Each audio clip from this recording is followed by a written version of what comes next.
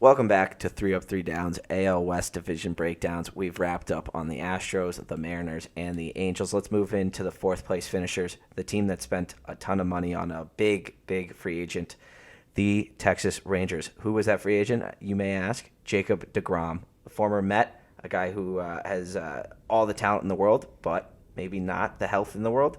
We'll see what happens. A guy you would have to ask, given the money that was received, to stay healthy. But let's take a look after the offseason following. They brought in Marcus Semien and Corey Seager. With that, this lineup looks like this. Nathaniel Lowe, Adolis Garcia, Jonah Heim, Robbie Grossman, Josh Jung, Brad Miller, and my favorite name, Bubba Thompson. This bench, they brought in former top prospect of the Yankees, former Cub, Clint Frazier, and to platoon behind the plate for the young Heim, Mitch Garver from Minnesota. What do you got on the projected starting lineup and bench, Alex?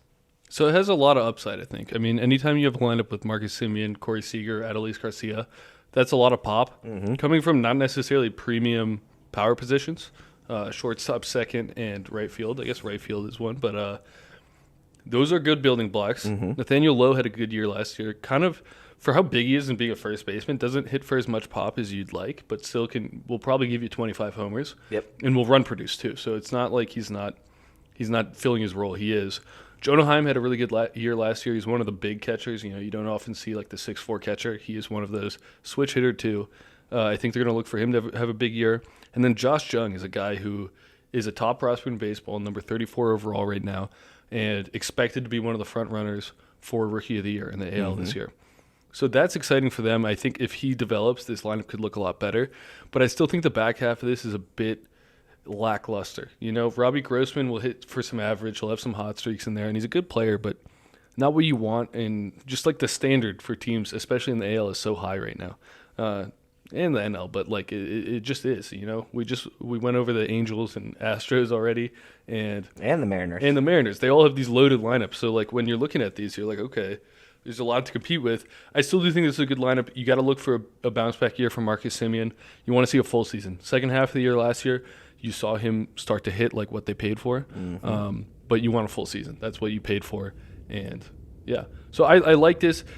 Clint Frazier, don't expect anything from him. He's as old as Corey Seager, okay, and there's no production yet. So I know it's kind of like one of those signings you've always heard about him as a prospect, and you're like, oh, let's take a flyer. There's a reason he hasn't caught on anywhere.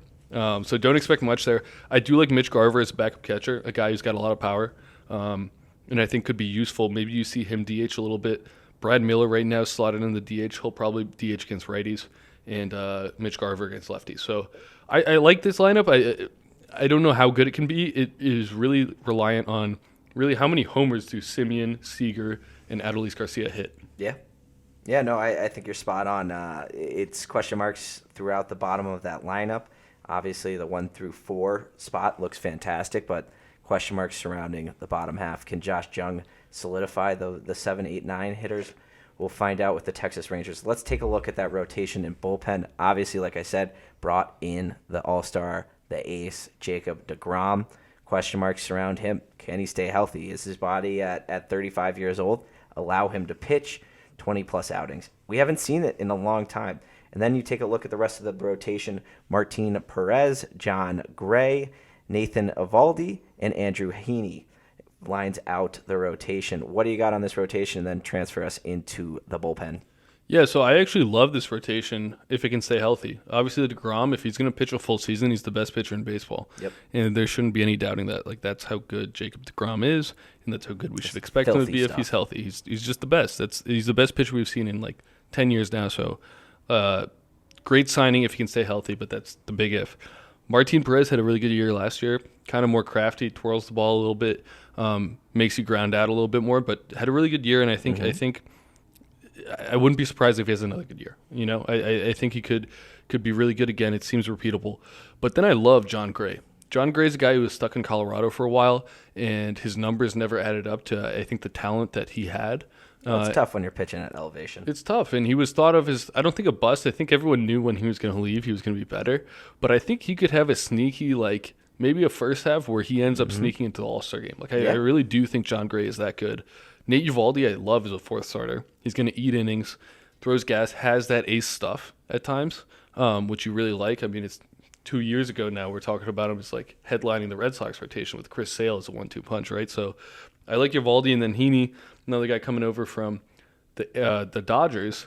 And I like Heaney. You know, I don't know what to expect from him, but I think he's shown kind of a mid-career development that I really like. He's kind of changed his style of pitching, and I think 1 through 5, this is a really, really strong rotation. Probably the strength of this team. Mm-hmm. The big concern, they're all over 30, and they've all had injury issues.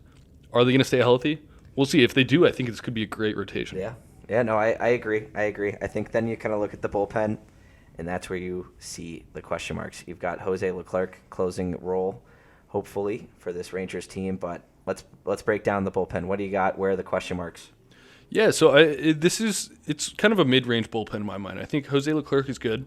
Brock Burke had a good year last year. Will Smith brought in kind of towards the end of his career, a guy who was perpetually traded to contenders.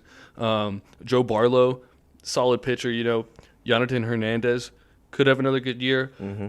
Then what you see, and this is kind of interesting because I think it kind of points out what we've just discussed, Taylor Hearn and Jake Odorizzi are both bridge reliever starters. They're kind of both extended relief guys. Yep. And they've both been starters. They both started in the last 2 years. I think those are insurance policies right there, and they're just waiting in the realm. And sometimes when those guys toss them in as that fifth starter, toss them in as that fourth starter. Yeah, I think that might be what happens. But also sometimes what you see with starters who go to the bullpen role, they're more effective. Mm-hmm. So I would look for them to maybe show a little bit like Odorizzi. He's had a really good long career. Let's see if he has kind of that second wind in the bullpen, maybe like a 2-inning role. Mm-hmm.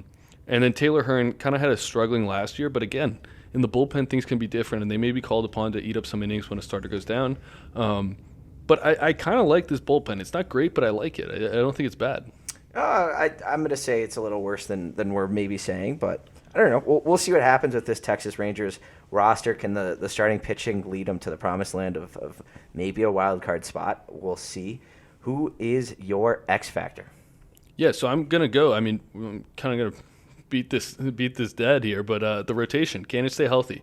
And if it can stay healthy, I think it's one of the best in baseball. I could also see 3 of these guys go down, and it's one of the worst in baseball, especially if one of them is deGrom. Mm-hmm. So the health of the rotation is my X factor here, because I think these can all be high-end starters, sub-4 ERA guys. Obviously, deGrom, we know what he brings when he's healthy.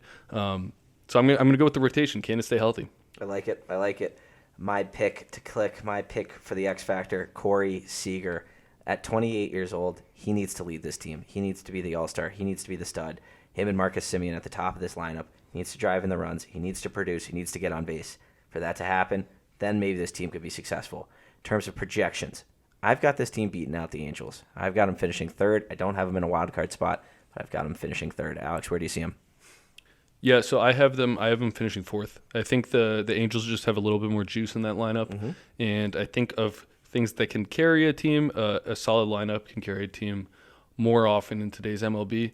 So I got them finishing fourth. Again, a large question there is the health of the rotation. So yep. Yeah. No, you're spot on there. If we missed anything on our Texas Rangers breakdown, feel free to hop in the comments. Give us a like. Give us a subscribe. We'd really appreciate it. Otherwise, check out all the Star 6 Media content.